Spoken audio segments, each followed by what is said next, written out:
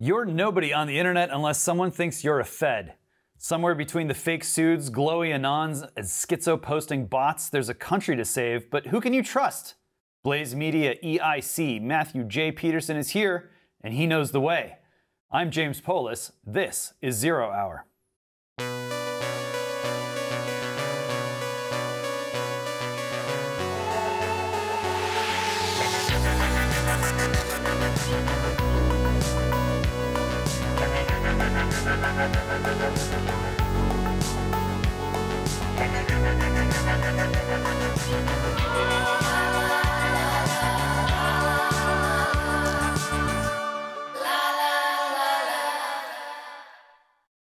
Well, believe it or not, the theory and practice of information wars didn't start with Alex Jones.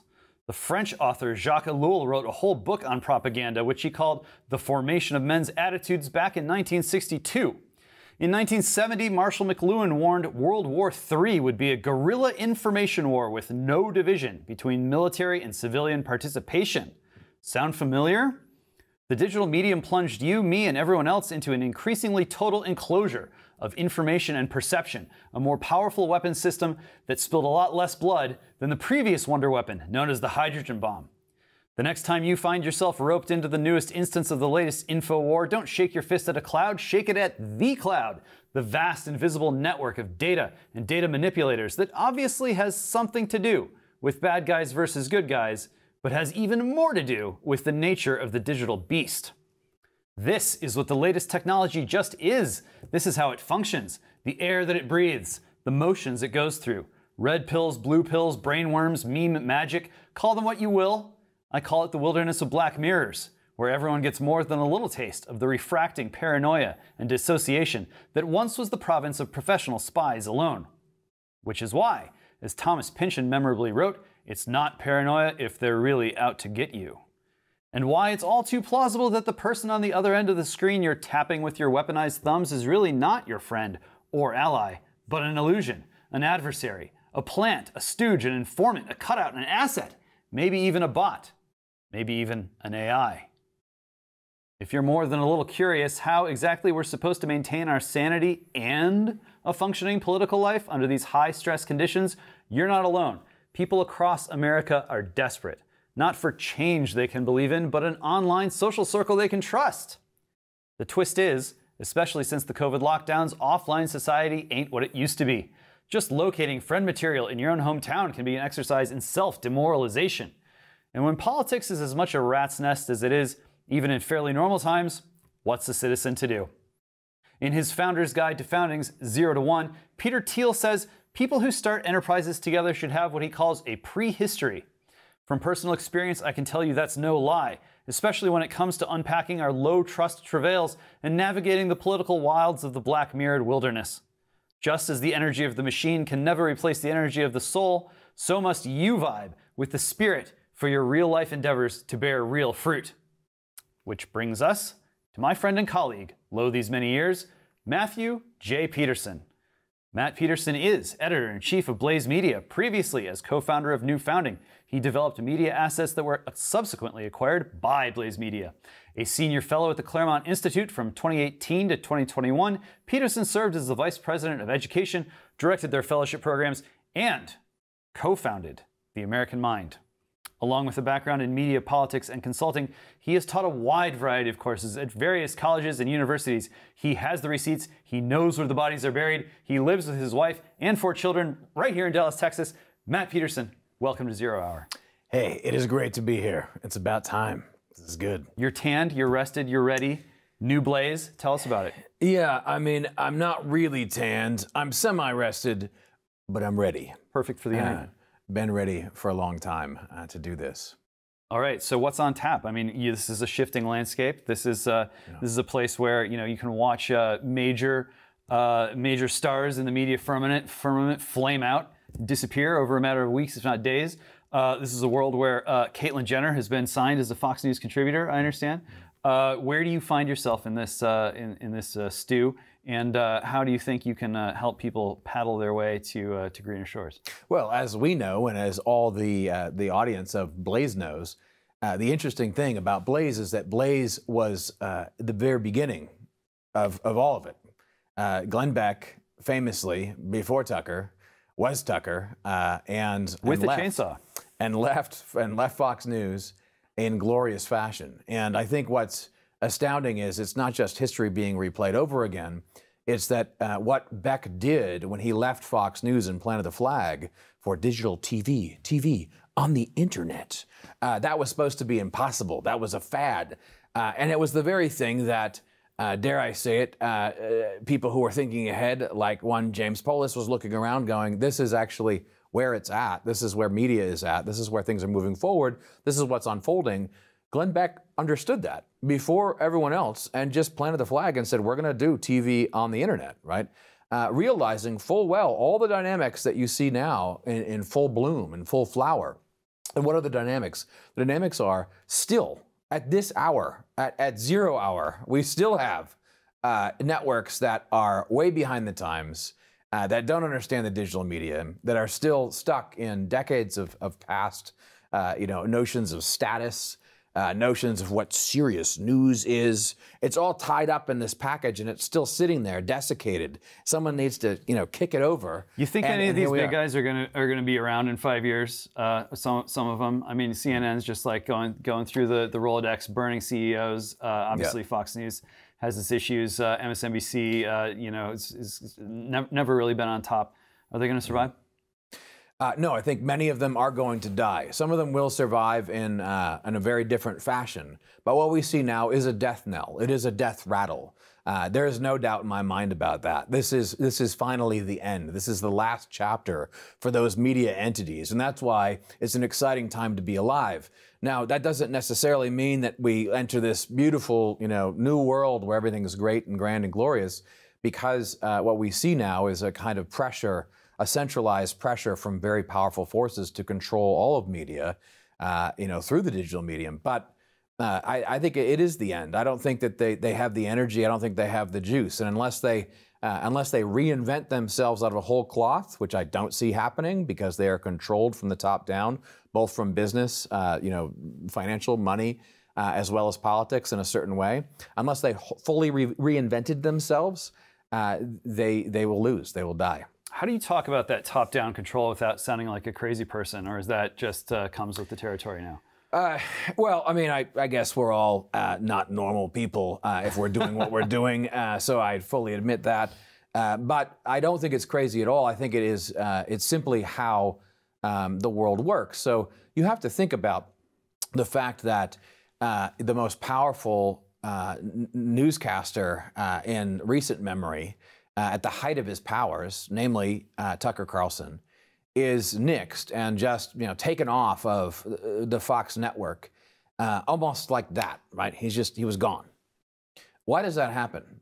Probably because an octogenarian man decided that it was time that it happened. That, in other words, Rupert Murdoch, at the very top of that organization, and other people at the top going along with this decision said no. That's what's been reported in the press, at least. It seems very plausible. That's not the rantings of a crazy person. That's the reality that you have people who own these companies completely far removed from, the actual environment in which their most popular figures are operating, making these determinations and decisions. Yeah, I mean, just to take to Rupert as an example of this kind of top-down control that you're talking about. Obviously, he's a powerful dude. We've all seen the Succession episodes. Sometimes the only form of power you can wield when you're at the top is the power to just take people out in your own organization. But you look at kind of what came out in the press about why that went down in the way that it did. You had, one meme was Rupert didn't like the God stuff. He was really uncomfortable with like the good versus evil. Yes. There was talk of, like a dinner that had been had previously where some words were said, and he felt like uncomfortable about it. I did a deep dive on sort of the religious roots of the family Murdoch and some interesting stuff. The interesting stuff there. Basically, Presbyterians who bailed went to Australia in search of a more open-minded form of Presbyterianism, an ongoing search, which seems to culminate in the Fox News attitude. So there was that. There was the Dominion suit. Word on the street, Dominion said, even though Tucker did not call our machines into question, he's still the guy that you need to take down in order for us to settle this out of court. So you had these different things, different threads, different narratives. All of them seem plausible. All of them probably all taking place at the same time, because there is this sort of concerted, like, it's almost like a perfect storm of like anti-Christian sentiment and sketchy fortifications of elections and Fortune 500 companies, and the same 25 people sitting on all these corporate boards, and really, it's just sort of, you can see the swarm of cultural and economic currents concentrating into something harder, more weaponized, more organized, and that's just that it's come down on Red America. Red Americans can see it. I know that you're dedicated to sort of cracking the code on how to organize Red America in a way that does produce a sort of integrated, loaded word, cultural and economic renaissance of sorts. How does the media piece fit into that larger picture for you? Well, I think first, just to acknowledge what you're saying, it really doesn't matter the exact straw that broke the camel's back and led to Tucker Carlson getting kicked off of the network, but of Fox. But it's important to recall that as the basis for this entire conversation, because it doesn't make any business sense, right? It wasn't a business decision. And that tells you everything you need to know about what media is and how it operates in this environment. This is not about dollars and cents.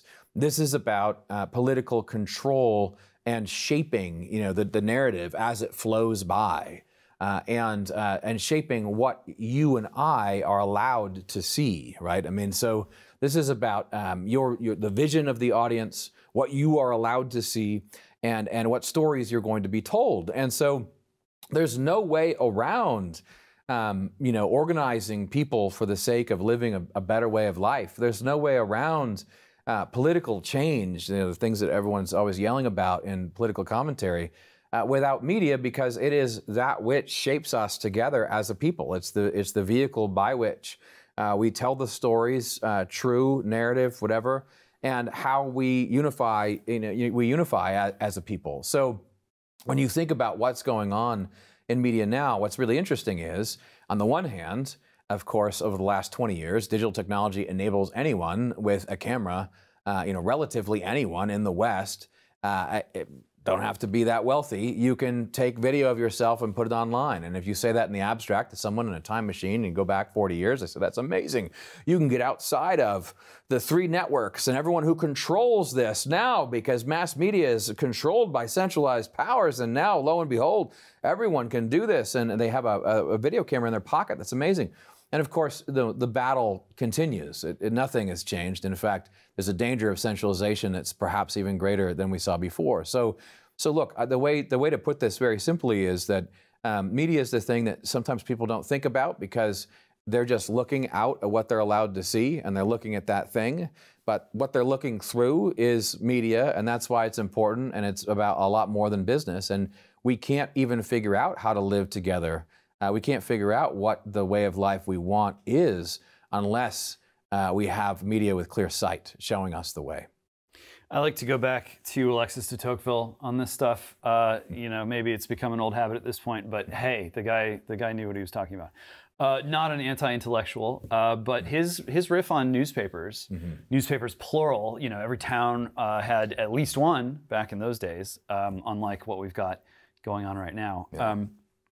But he said, look, the reason why newspapers are so important in America, and they are very important, is not because they give people the news. That is sort of incidental to their real purpose as a social institution, as a mediating institution. And that purpose is to draw people out of the self-enclosure of their own little worlds and give them a medium, literally, in which to organize, to freely associate, to be in communication with one another, not for the sake of trying to, the best arguments will win and the discourse will create truth, not, these are vetted pieces of information, these are true facts coming from, blue checks and experts who say that it's real, so you have to take it for real and it'll actually help you eat your vegetables. None of that stuff. What it was this is how you get ordinary people in a large republic to coordinate themselves in a fruitful way. you go down that road, and really that calls into question for me the whole sort of disinformation narratives, the misinformation narratives, where people really do think of journalism as sort of like this fourth or fifth branch of government, depending on who's counting, that plays a role, and the role is it receives the information coming out of the government's apparatus and packages it and disseminates it like a product or a service to the people. That's bad enough as it is. That's a departure enough as it is from a Republican form of government. But then you layer on top of that, not only is that good according to those folks, but the opposite is bad. The opposite, you just can't let people talk to each other about things that are happening in their lives and their communities. They're going to turn into whatever, autocrats. Well, what do we have right now, if not an autocracy? Nevertheless, like, the internet is not a newspaper, and the velocity with which things are changing, Apple wants to put the goggles on your head. The way in which people consume information is transforming, and the kinds of things that you have to do just in order to sort of get people to coalesce, to congeal in some form. It's not like the old days where you just go to the printing press, you put out your newspaper, and if you build it, they will come.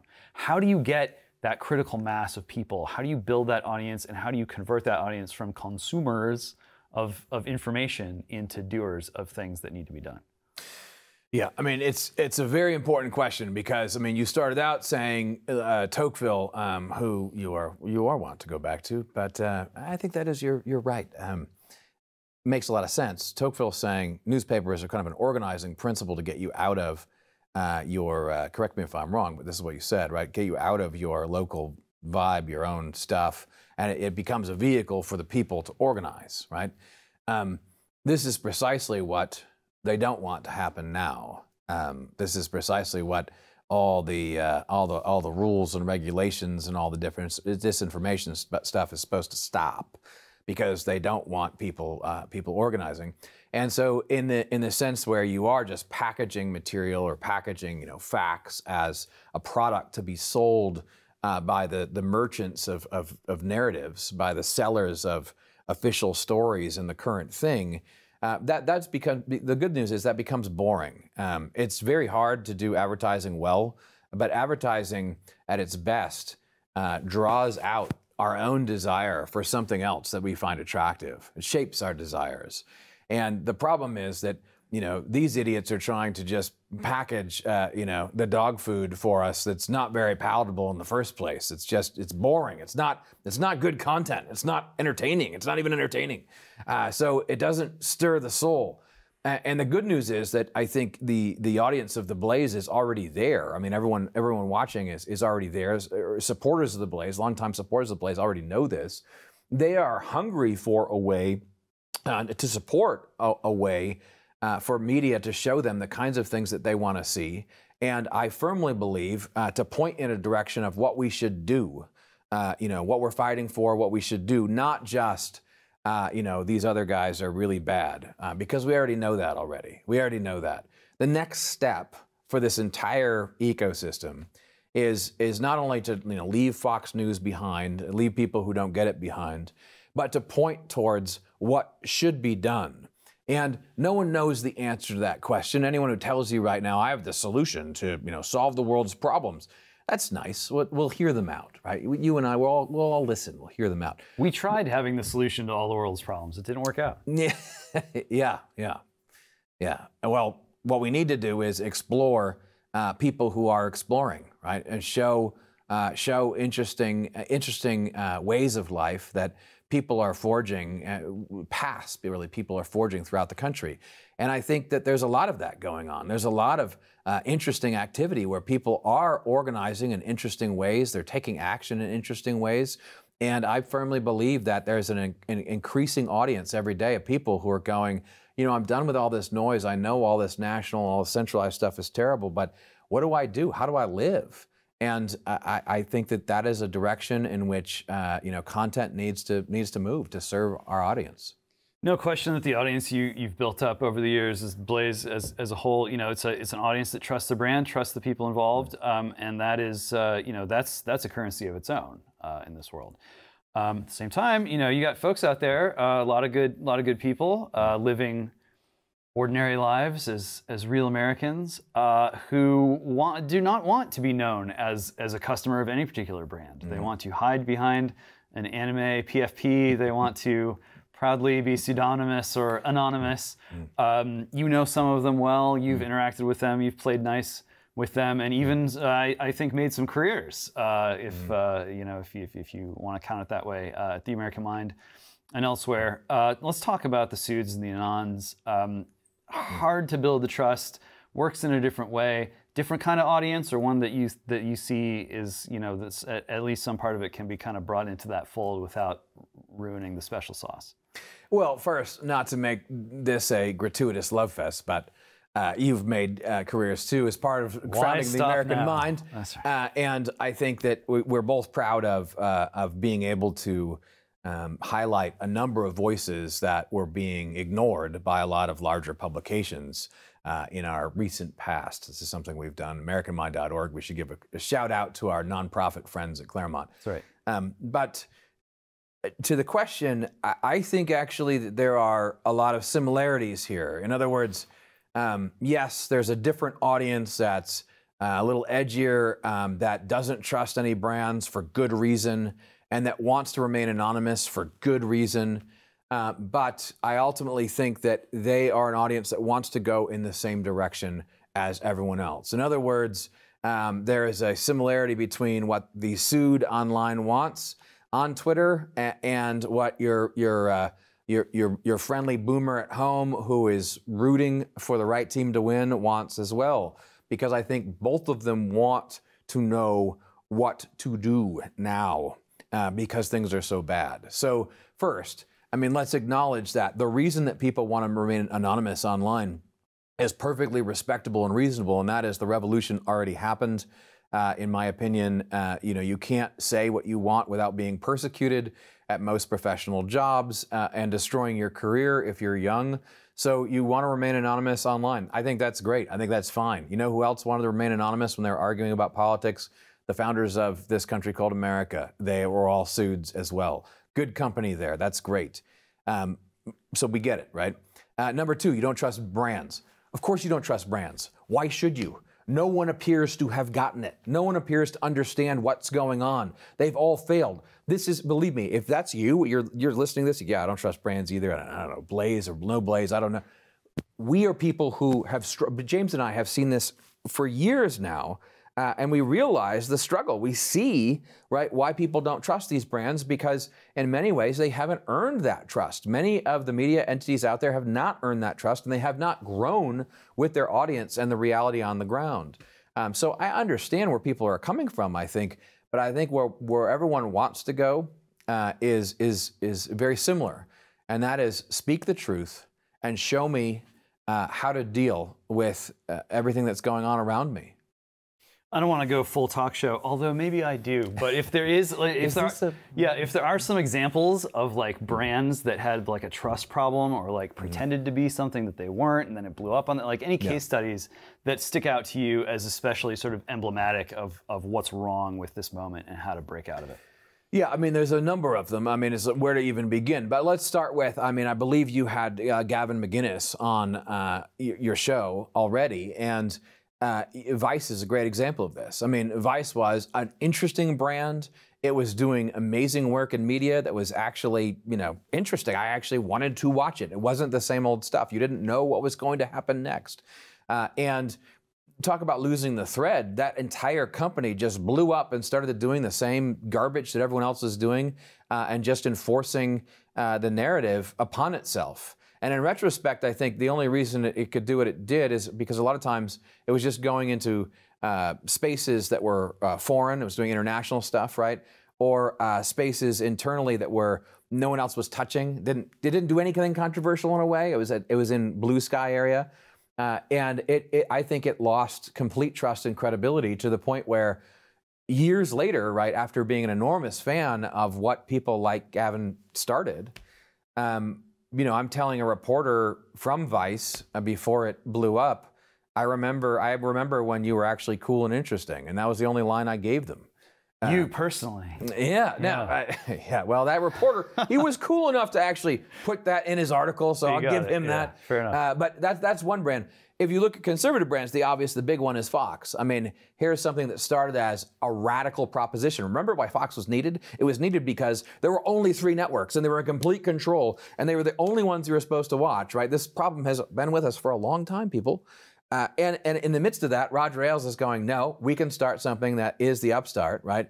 They start the upstart. It's incredibly popular. And then it, too, gets assimilated into the Borg and has this problem of dissenting voices being spit out, whether that is Glenn Beck founding something new like The Blaze, in which that tradition will continue, that spirit will continue in what we do, or whether it's Tucker Carlson learning the same lesson recently and getting spit out of Fox again, right? So what I think is needed now is an arc. Like, everyone get in the arc. Let's just build media. Let's bring people together and build what's needed now. So you want to get everyone in the arc. You're convinced that everyone wants to sort of learn or discover what it is to do rather than to just receive the feed. Generational dynamics here. All the stereotypes, you can just lay them out on the table and sort of marvel in their splendor. But of course, there's a kernel of truth to everything. And you kind of ask yourself, like, why hasn't anyone figured out how to do this yet? Why hasn't it happened yet? Is it because the boomers just want to grill and the zoomers just want to, I don't know, like just like disappear into TikTok or whatever? Millennials, sorry folks, you hit puberty in like the beginning of social media, so it's kind of over for you. Like, and then there's Gen X out there, and I know that you have feelings about this very small generation, almost a micro generation, an artisanally brewed micro generation. Arguably, there's an even smaller slice of that, the Xennials, which we can also talk about if you dare. Do you see in the Gen X experience something that is untapped, but also especially useful right now as we're trying to get our arms around, what is it, 4 generations of Americans? Yeah, absolutely, I do, if I don't say so myself, as a young Gen Xer. But before that, let's preface this with, all these generations have good and bad, and the stereotypes are ridiculous. I mean, boomers take a lot of crap, but also boomers are the basis of any kind of civilization still existing in America. And without the boomer generation, who is rock solid, fighting the Borg themselves, we're done. So it's easy to rip on the bad ones, but the good ones, all these generations, they're all people. They're divided, and they make the world go round when they're fighting for the right side of things. Nonetheless, there are some stereotypes that hold true, and look, what happens is over time, the situation changes, the environment changes, and different people from different backgrounds have a better way of getting at the problem, right? Okay, so if Gen X does have a chip to play, first off, you should rip on anyone who says they are Gen X for saying, I don't know what you guys have done because you kind of suck. I mean, I don't know. Tell me about it because you're just quiet. I don't know what's going on there. And maybe you complain sometimes, but you just kind of complain and silently suffer and go along. A lot of them became libertarians, and we saw how that turned out. Yeah, I don't know. I don't want to get involved in this. I'm not on any side. Everything sucks, and it's the way it is. That was kind of the mindset. But I think there is a transitional, application to the Gen X mindset that you do see now, where there's an acknowledgement of the reality on the ground, a reality that has been ignored for a long, long time. And old institutions, old structures that do not meet the demands of the moment, that old ways of thinking that don't meet what people actually need now or want now, right?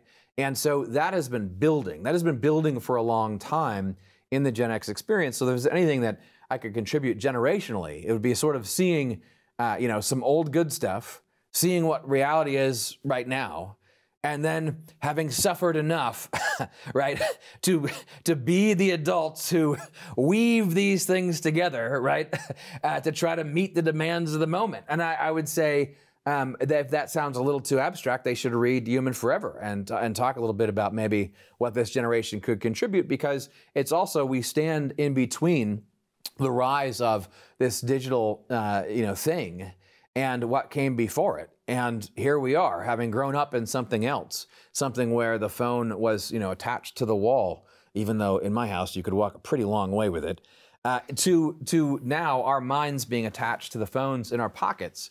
That's something we saw that transition, right? So if anything, we can help now in identifying what's needed and trying to bring people together from all these generations to address it.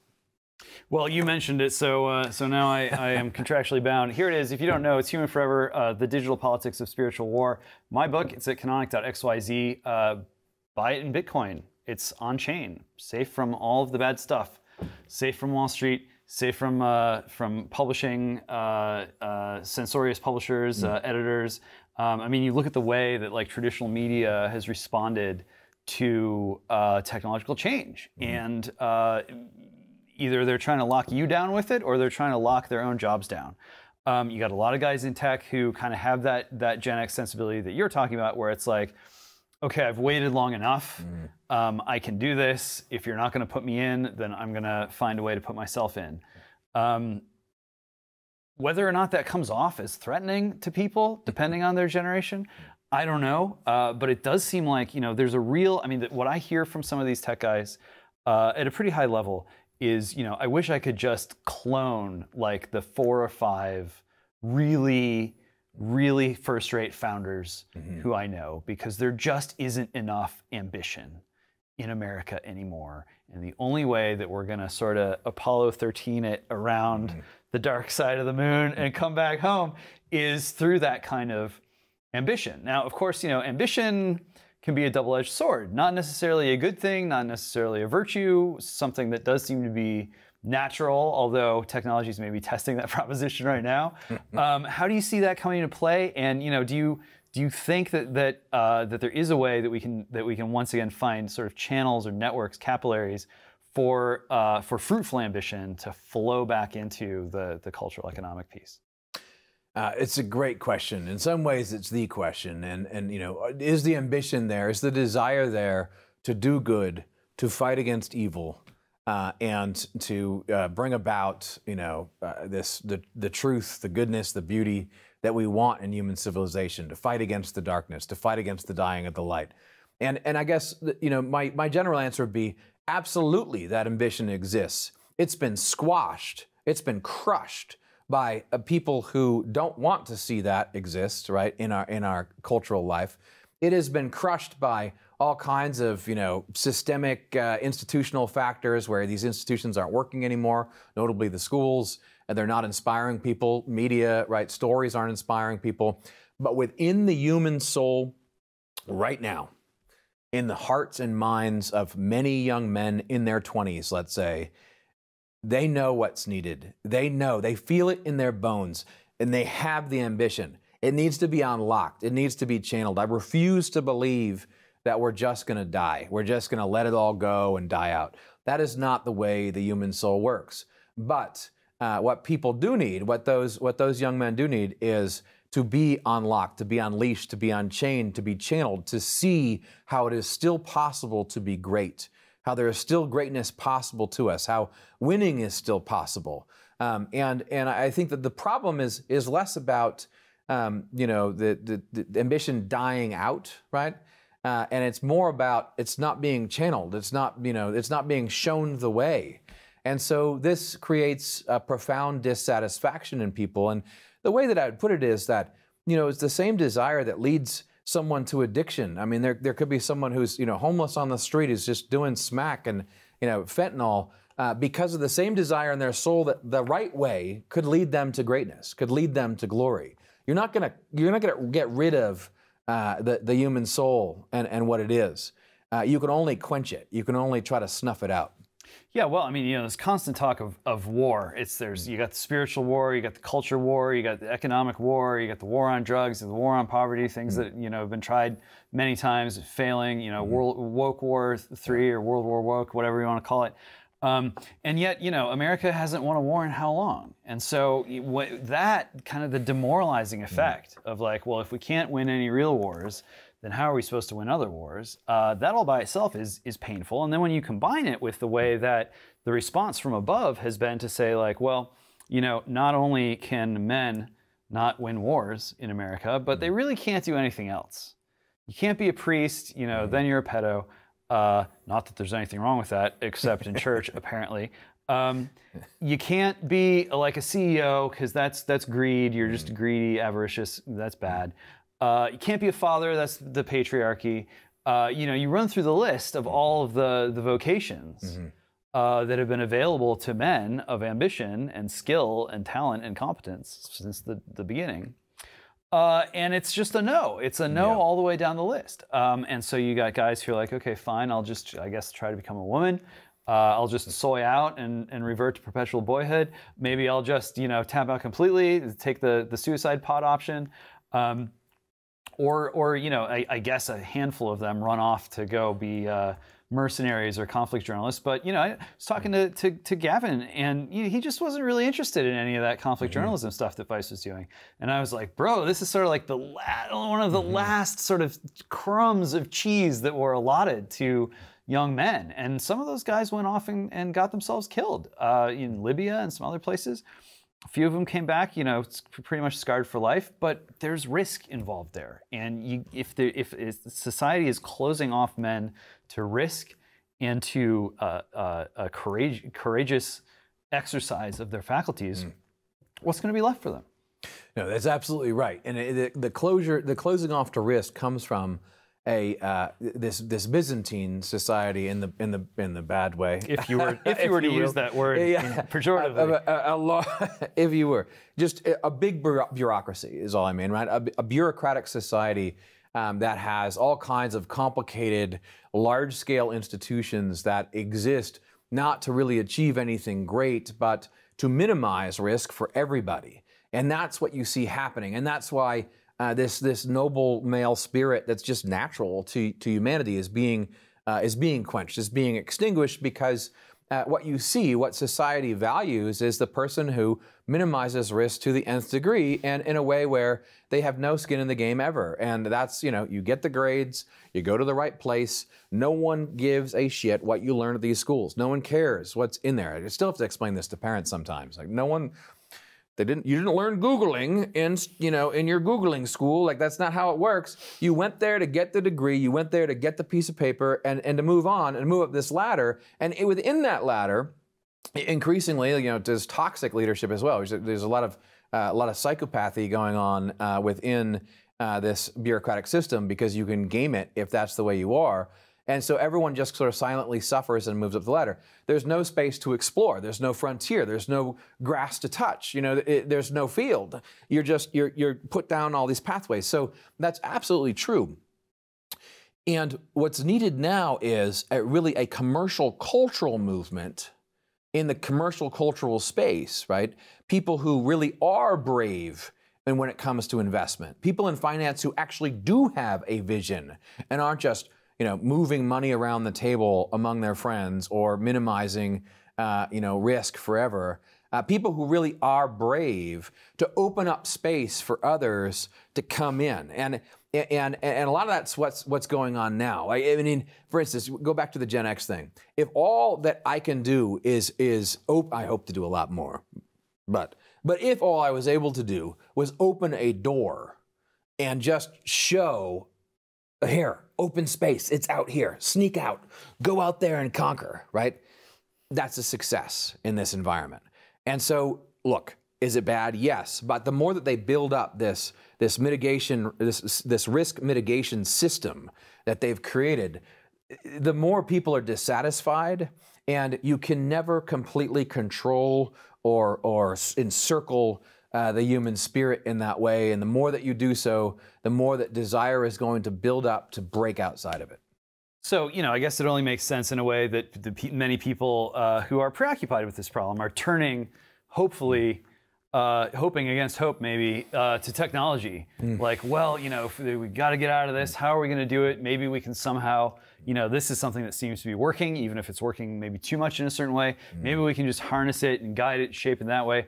You talk about the boomers sort of being the last vestige, really, of the great high modern America of yore, where it was all grand scale infrastructure projects and sort of beautiful postcards of astronauts and stuff. There are skeptics. And not just people who think space isn't real. There are some concerns that, like, well, has that movement really has that moment passed? Is the movement going to pass? Do you have any confidence that that some kind of reconfiguration or harnessing of tech is going to be a part of that kind of opening of the door and showing people new frontiers?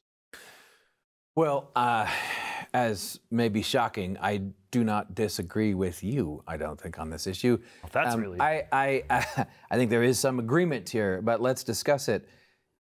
I do not think that technology alone or technological success alone, which means the conquering of nature in some way, even with something as noble as exploration, which is noble in itself.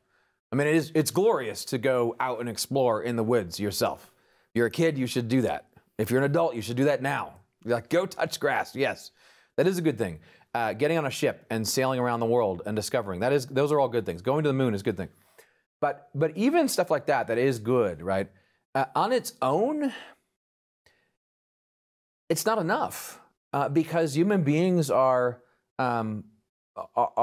they exist in a world that they look around and see, and they need to know what's beyond it. There's no getting out of a theological vision in which human beings operate, and so there always has to be higher purpose. Even when you say, well, I mean, everyone wants money or success, or they want the big house, right? It's never the case. There always has to be that. Yes, they want those things, and they can wallow in those things like an animal. But what they really want is something more. They're never quite satisfied with just that. They want what they do to be tied to something with higher purpose. And I would say that the problem is, if you're sitting listening to me at home, the problem is when you think about all the technology that we have now and the reason that we have it, there's not a lot of greatness attached to that. Right? I mean, we're going to put the glasses on so we can pretend we're watching TV on a bigger screen, like turtles all the way down, screens all the way down. Why are we doing TV this now, bro? Yes, you're it. But why? And why do we want to watch the story on the screen anyway? We want the story on the screen ostensibly because it tells us something that moves us to something higher, right? That's the story you want to watch. So I think that there's an enormous problem when you've taken all the meaning out of human life and you say, well, tech for tech's sake is great. I mean, that's a recipe for disaster. It's a disaster that we are already, well into. We're experiencing suffering the effects of it now. So the question would be, the interesting question would be, what sort of technological advancement would actually make us better humans, make us more human, help us to remain human forever, or something like that?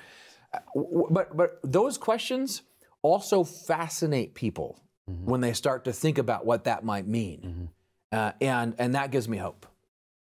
Do you think the political situation is going to change so dramatically over the next couple of years that it's going to have an independent effect on how media is going to unfold? Yeah, I mean, we're, how do we say this politely? I don't think there's any polite way to say it, so let's just not be polite. I mean, we live in an increasingly totalitarian system when it comes to media, where this network and every network that exists has to be very careful about what they say because of the political situation, right? So there's a direct connection at this point between the shape of what you see in the media and the control of government. And this has made everyone paranoid for good reason. And it has these ripple effects that are really unbelievable. I mean, things that no one thought they would see in their lifetime, right? And now young kids today are just getting used to having a totalitarian government, in charge of media, fighting. So the great question really is, can we still have dissenting media, right? And can we connect with that audience in a serious way where we really all do,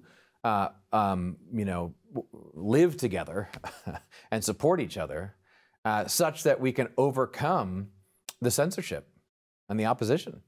Yeah, it's tough. I mean, you look around at other sort of comparably sized or powered countries in the world, and how are they responding to this sort of, software eats the world, digital dominance? They're going right to the root of their civilization's religion. You know, the Russians are doing this with Orthodoxy, Chinese are doing this with Taoism. Israelis definitely not running away from their religious identity. In Europe, you know, the Vatican really wants to be involved in sort of like making some deeply thought out decisions about how to regulate technology. But here, you know, we have a First Amendment, and it's a little more complicated. And this has always been a place where, hell, if you want to create your own religion, you just take the wagon train a few days ride further to the west, and you're good. That can cause some problems when it comes to social trust. And you see this, you know, whether it's on Twitter or outside of the Twitterverse. You got the Catholic integralists and the Protestant Christian nationalists and the Ortho Bros, and you got all these factions developing, and sometimes, you know, factions within the different churches. Some of those mainline churches are waving that other flag. Some of them are still waving the whatever it's called. I should know this. When you try to gather those people together through media for the purposes of revitalizing the institutions, getting the lifeblood of a commercial republic moving again, that can be inspiring. It can be a sort of a scam. You know, your mileage may vary on someone like Tim Scott, but like you kind of, oh, it's in this box, and it's a lot of tissue paper, in my opinion.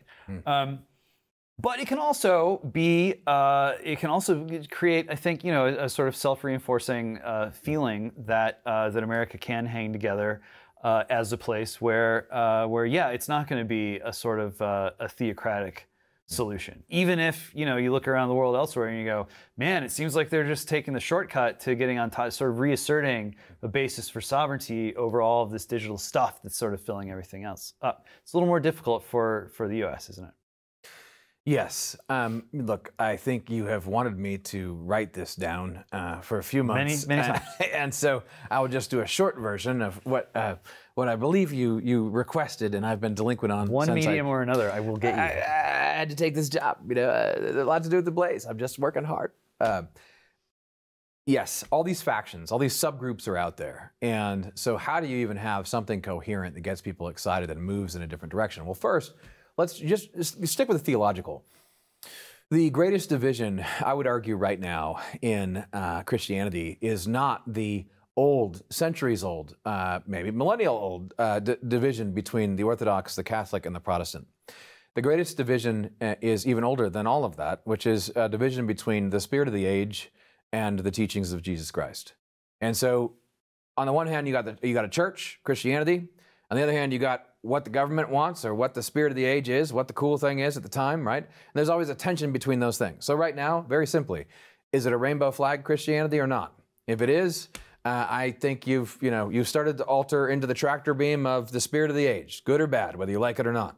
And the real division throughout these Christian churches or all these subgroups you're talking about, as everything fractures and you see the rainbow flag religion sort of cannibalize and take over, and the revolution's already occurred. It's oppressive. It's moving forward. Everything is changing into rainbow colors, especially the month we're recording this. Even some colors that aren't in the rainbow. Yes, no. As you see that happen. What's interesting is you see all of a sudden a coalition that will have to coalesce in some way that opposes this. And yeah, I mean, it's kind of weak to not have any unity and just be in opposition to something that's oppressive, but that's a start. And then you start to realize, well, wait a minute, a lot of these people that I'm talking about, they want to live a certain way of life that is excellence over equity, has to do with the kind of virtues that make us human, that many traditions believe in, and actually have a lot in common with them. I'd want to raise my kids in that neighborhood with them, rather than with people who reject the basic understanding of what a man is and what a woman is, or what a citizen is, or what a nation is, or what a family is, or when life begins and ends, right? And they have a different view of that than I do. So I think that there's a very important intellectual debate here. There are very important ideas that are surfacing. It's a wild and crazy time for ideas, and that's great. That can be very interesting. We should explore that. But I also think that practically, when it comes to how should I actually live, there is a unity, a coalescing unity that will come together at first in opposition to this oppression that we see out there, and we'll see what comes of it, right? So I'm not devoid of hope. On the other hand, I'm not sanguine about any one tribe winning, but there is a sort of maybe not Christian nationalism, but if you stick with Christianity, but Christian federalism that's going to have to emerge, or otherwise, I don't think there's any victory. One of the most boomer things that I think back on, a piece of wisdom from my own father when I was a young lad. He said, "You know what a man's suit should say about him?" And I was like, "No, nothing." And that was like the boomer ideal of like you present yourself as a professional, as someone who inhabits the role. It's not about you. It's not about your quirkiness. You're not trying to like no pins, no badges, no flair. It's not Applebee's. It's not Starbucks. You're not like performing an identity in your work capacity. Nevertheless, there are souls behind those suits, and there is a Matt Peterson behind that blazer. I want to talk a little bit about your prehistory, the pre-Blaze, and even the pre-media era for you. Specifically, what you learned from your own little version of True Detective, sort of plumbing the dark underbelly of Los Angeles, the sort of decaying metropolis. You saw some stuff. A glimpse into human nature, a glimpse into the big blue city of blue America, a glimpse into what men become when those channels of ambition toward more fruitful ends are taken away. How did that pan out for you and sort of lead you where you find yourself now? It's a great question, and as you know, even though a lot of people don't like the second season of True Detective, season 2, I enjoyed it thoroughly. In part because they had clearly done some homework and research and used anyway in a fictional kind of way, but used some of the stories that I was familiar with, even towns, cities I was familiar with in Southern California. Quote unquote cities, population 34. Yes. So there is a place called the City of Industry. You can look it up. Look up the City of Industry. And the City of Industry is full of industry. And in the past, it really was founded. Because there was an asylum there, and this became an old folks' home, I believe now, that gave a pretense for a city that was mostly industry, that involved some tax write-offs and other things. And this city has been in trouble, just as an example, for decades. People have been in trouble in and around the City of Industry for supposed corruption. And it's the kind of thing that you look at and say, I didn't realize this could exist in America if you have not been red-pilled yet. And that was me. I think the first real turn for me to realize how bad things are at this point was really looking at the flow of money and power in some of the cities in Southern California and thinking to myself, this is not what I would call a democracy, at least a healthy one. In some cases, it's not really the form of democracy at all. And why is that? And what's going on here? And what happens is if you take away the normal channels for ambition to do something great for the sake of the community, for the sake of the common good, this is something that men want to do. They want, little boys, they want to do something good for the family. If you take that away in a healthy sense, then all of a sudden you haven't changed the desire, you've just channeled it a different way.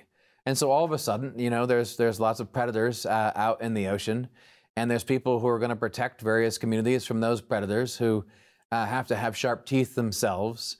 And do you see this world in which all this taxpayer money is just kind of, flowing out there, ready to be captured by whoever captures it? And the battle is over, capturing that flow of revenue and planting your flag. And if you're a real estate developer, for instance, Southern California, I mean, you got to pay off a lot of people to build stuff. It's just the way it is. That's the society that we live in now. And to see that up close in a visceral way was very interesting, as well as how no one's covering it, right? I mean, part of the reason this exists is because there was no media spotlight anymore. There was no local newspaper. There was no community looking to hold people accountable. And so in that sort of darkness, all kinds of hierarchy and civilization nonetheless grows, even if it's grotesque at times. Yeah. That's right. To a degree, look, organizations rise and fall. People's fortunes rise and fall. It's another big Tocqueville thing. America, you can never be too sure if you've made it. You can make it, and then watch your children and grandchildren just sort of ruin everything, and over the course of what's left of your lifetime. Blaze has had its fortunes rise and fall, and it's a reminder, I think, that that gotcha question of American politics, like, do you think America's best days are ahead? And it's like, well, not tomorrow, maybe not next week, but eventually, yes, right? That's the vibe that I'm getting from you as kind of the big picture here, is yes, we're gonna have to go over the falls, we're gonna have to go into the tunnel or the dark night of the soul or whatever, but sometimes it is that experience itself that even makes it possible to then rise up afterward. That if you are not tested and you do not test yourself, you do not see yourself being tested and see others relying on you to pull through for them and with them, then how are you ever going to achieve greatness? How are you ever going to have a sort of achievement that you can, take at least a moment's rest to appreciate for what it is? Yeah, amen to that. I mean, that's what we need. I think we need that kind of attitude. And I would say, look, there's a certain aspect to this where even if all the bad things happen, everything everyone's worried about, all this bad stuff is going to happen. You hear about it every day, right? Apocalypse every day. We're all going to die. Okay, you got to sit back and realize, how are you living your life with the people that you love? And what relationships do you have with the people around you? Because the idea that you can't enjoy life in the midst of the usual, crap show that is the world is satanic. That's ridiculous. You can still have joy in your life. You can have a better quality of life in the midst of the madness. And my example with that is most people know, some relative at least, who lived through 2 world wars and a Great Depression in the last century, and they still had a colorful life full of hopes, dreams, joys, thrills, ups, downs. It doesn't, your quality of life particularly does not have to suffer because of the dystopian aspects of the world in which we now live. Joys, ups, downs, and offspring and children. Yes. I remember my great uncle's 90th birthday. He made it past 100. It was his 90th birthday, and he was asked what his favorite decade was. And this is a guy who started smoking pipe in his 20s and was deployed to India during World War II, sort of staging area for the invasion of Japan that never came. And it took him, about half a second to go, oh, the 40s, And some might say that's privilege. But where were his grandparents when they were his age? And they were in Greece. They were fighting the Balkan Wars. They were trying to exfiltrate their family. They were watching their city burn. There's no escape from this kind of stuff. And that's certainly not to say that, can't wait for that next war, cleansing fire, finally all the bad stuff happens. I was getting so anxious, but there is something sort of, sometimes it seems a little more perverse, but sometimes there's a certain kind of virtue to it where people are like, enough, I'm tired of waiting, I'm ready for the fight, I'm ready to have it out. Let's get this done. Let's face our fears and let's tackle them. Yeah, I think that's the boldness that people should have. I mean, they should look around and say, right now is the time, I think, for anyone listening to think, how do I want to live my life? Where do I want to live? Who do I want to live it with, right? We all have obligations and traditions and so forth, and that those are good. But you got to think about that right now. Instead of being depressed, right? If you're sitting around going, everything sucks, everything's terrible, all the bad things are happening, all the bad people are winning, there's no hope. Okay, I don't care whether you're right or wrong about that. What are you going to do about it? How are you going to manage living your life? Because here's the option you have. The little screens that are in our pockets, they want your soul. They want all of you. They want all of you all the time. And you can sit there and you can just pour your lifeblood, pour the precious eternal soul that you have into that screen and do nothing with your life, right? And waste it and atrophy as a human being and become less and less happy. Or you can turn it off and you can figure out, well, how do I act in the situation I'm in? And what will end up happening is you can find greatness, you can find happiness, you can find glory, you can find peace, you can find comfort if you just turn around and start living your life, and adapt it to the circumstances. And here's where here's where fortitude is needed, and here's also where good media is needed to show the way, to show the possibilities. You don't have to live this way. You can figure out how to live differently. That's what we need to explore. That's the winning message, because if enough people realize that and come together to live a decent way of life, a more human way of life in the age in which we live, we will solve problems. And those who want to oppress us will find it exceedingly difficult to do so. People want to hear that voice outside their own head telling them what they know is true. And to bring it all the way back around to those newspapers that bring Americans out of their self-enclosure and into some active life, that's still a role that media can perform, despite all the changes and transformations. Done right, I think you really can sort of get that hook into people where they sort of snap out of it for a minute and realize, like, oh, right, yes, right, the real world, one life, let's go do this. Matthew Peterson, thanks for joining us. I see zeros across the board, literally all the time we have, at least until next time. If you want to become a BlazeTV subscriber and help us create more content exactly like this, almost, go to blazetv.com and use the code ZeroHour20 for $20 off your first year of BlazeTV. This is Zero Hour. That was Matt Peterson. I'm James Poulos, and may God have mercy on us all.